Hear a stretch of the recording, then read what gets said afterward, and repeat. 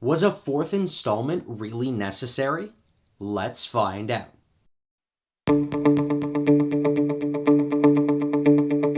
Hello Fanatics, I'm Phillips and this is the Film Fanatic Review bringing you Toy Story 4, starring Tom Hanks, Tim Allen, and Tony Hale. First, we'll tell you what the movie is about and our initial thoughts. Then we'll move on to our spoiler-free likes and dislikes. We'll finish up with some spoiler-heavy thoughts on this film and our final word. Toy Story 4 follows the story of a new toy named Forky that Bonnie makes on her first day of kindergarten, who Woody makes his mission to protect. Overall, I really enjoyed this film. It may not have the same emotional impact of Toy Story 3, but it still delivers the expected Pixar magic.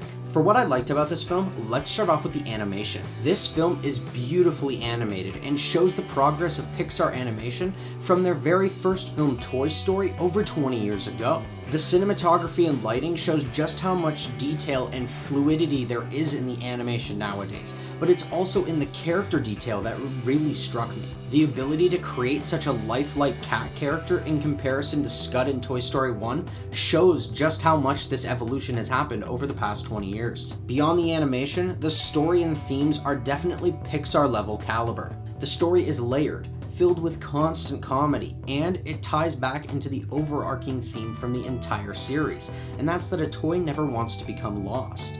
This fear has been one that all of these toys have struggled with throughout, but it's specifically Woody who has dealt with it the most, and it's in this story that we get to see how that affects him. The film is also able to create a very kid-friendly but terrifying atmosphere all at the same time. The fact that it brought in these ventriloquist dolls and used them as this very creepy moment was one of the scariest parts of any Pixar movie to date. And the voice cast in this film is nothing short of spectacular. While Tom Hanks and Tim Allen are phenomenal like always, it's the newcomers that steal the show in this one. Tony Hale is hilarious as Forky, as he brings enough paranoia and anxiety to this spork that's dealing with identity issues. Meanwhile, Key and Peele deliver some of the best dialogue throughout this film and create a duo that could rival even Buzz and Woody themselves. And Keanu Reeves continues his summer of fantastic performances as Duke Kaboom in this out-of-character role who definitely steals the show. However, the story does decide to sideline a lot of its original characters, which could be off-putting to some of the fans of the originals.